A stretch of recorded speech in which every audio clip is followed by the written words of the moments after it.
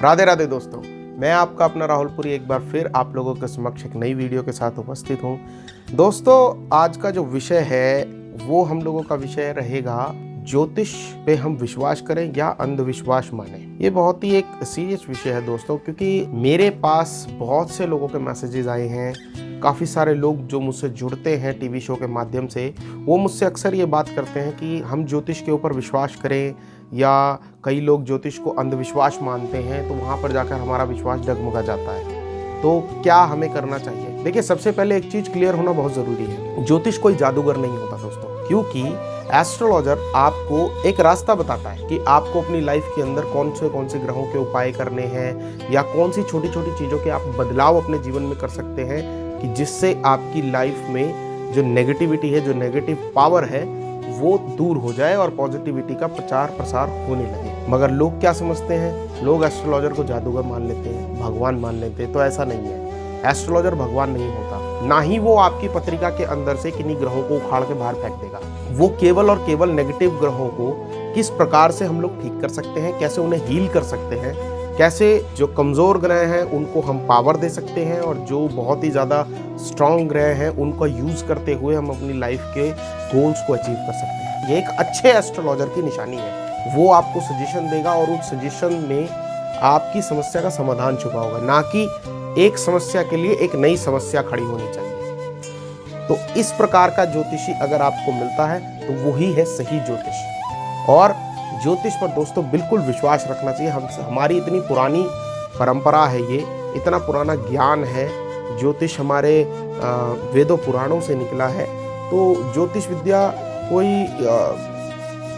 ये नहीं है कि आप उसको अगर अपने जीवन में उतारते हैं तो जी आप उसके ऊपर अंधविश्वास कर रहे हैं। दोस्तों, अब कई बार मेरे पास सवाल आता है कि जी मांगलिक है व्यक्ति, तो मांगलिक व्यक्ति है जी, इसकी शादी नहीं हो सकती। नहीं, ऐसी अवधारणा नहीं बनानी चाहिए। देखिए, ऐसा ज़रूरी नहीं है कि आप मांगलिक हैं तो आपका लाइफ बिल्कुल खराब हो गया है। आप देखिए, जिस नाम में ही मंगल हो वो किसी की ज़िंदगी को अमंगल कैसे कर सकता है दोस्तों। तो हमें चीज़ से घबराना नहीं है। कोई आपको कहता है आप पे शनि की दशा है, कोई आपको कहता है आप पे राहु की दशा है। बहुत से लोग हैं जो इन चीज़ों का, इन टर्म्स का फ़ायदा उठाकर लोगों को डराते हैं, मगर आप लोगों को इस चीज़ से घबराना नहीं है। अगर उन तरीके के लोग हैं तो अच्छे एस्ट्रोलॉजर भी उपस्थित हैं जो आपको सही दिशा और सही ज्ञान, सही निर्देश देंगे। हमारे इस टीवी शो से आप जुड़े रहिए भाग्य और भविष्य से, और मेरे YouTube channel astrologer Rahul Puri पे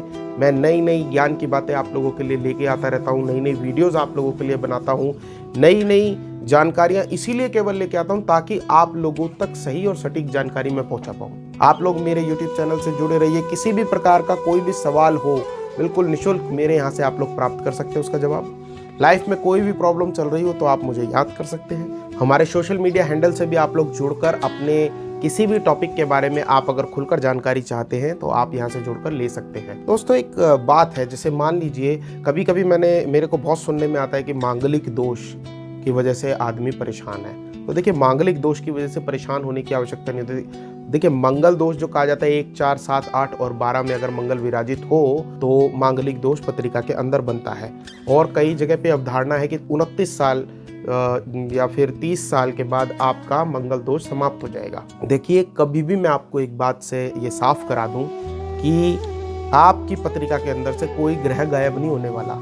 सब ग्रह जहाँ पे आपके जन्म के समय पे थे वो अपनी चाल से चलते रहेंगे और अपना इफेक्ट देते रहेंगे। हाँ, जो ग्रह की उम्र है और जो ग्रह का पावर है वो धीरे धीरे इस वक्त के साथ कम हो सकता है। मगर बहुत सारी पत्रिकाओं के अंदर देखिए, इस समीकरण के हिसाब से देखें तो 40 से 50 पत्रिकाओं में मंगल दोष बना होता है। तो इसका मतलब शादियां होनी बंद हो जाएंगी। तो ऐसा नहीं है दोस्तों। शनि अगर सामने वाले की पत्रिका में सेम उसी घर में बैठा हो जिस घर में मांगलिक दोष में मंगल बैठा हुआ है और मांगलिक दोष बन रहा है लड़की की या लड़के की पत्रिका में, तो फिर उस मंगल दोष का बैलेंस हो जाएगा और वो मांगलिक दोष हार्म नहीं करेगा किसी को। तो ये मैं एक समीकरण बता रहा हूँ, ऐसे कम से कम 50 समीकरण है। तो अच्छे ज्योतिषी के द्वारा अपनी पत्रिकाओं का आकलन कराना बहुत जरूरी है। ये बात आप लोगों को ध्यान रखनी है। Point number 1।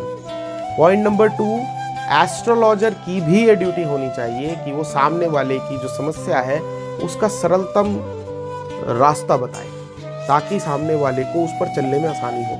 हम लोग लोगों की समस्याओं के समाधान के लिए हैं, लोगों के लिए समस्या बनाने के लिए नहीं है। तो हमें इस बात को ध्यान रखना है। दूसरा, अगर शनि, राहु, केतु ये जितने भी ग्रह हैं, देखिए कोई भी ग्रह अगर आपको नेगेटिव इफेक्ट देता है तो कहीं ना कहीं वो आपको पॉजिटिव इफेक्ट भी दे रहा होगा।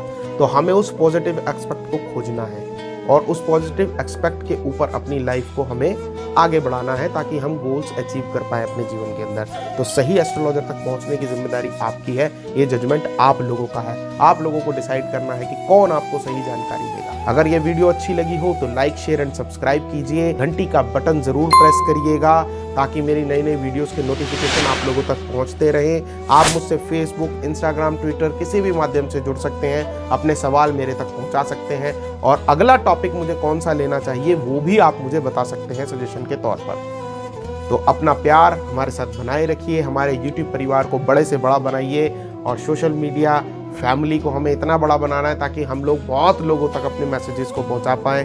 मैं आप लोगों के लिए इतनी मेहनत करता हूं तो आप लोगों से इस रिवार्ड की कामना तो मैं कर ही सकता हूं। उम्मीद करता हूं आप लोगों का प्यार मेरे तक आता रहेगा। सब्सक्राइब और लाइक्स के माध्यम से। राधे राधे।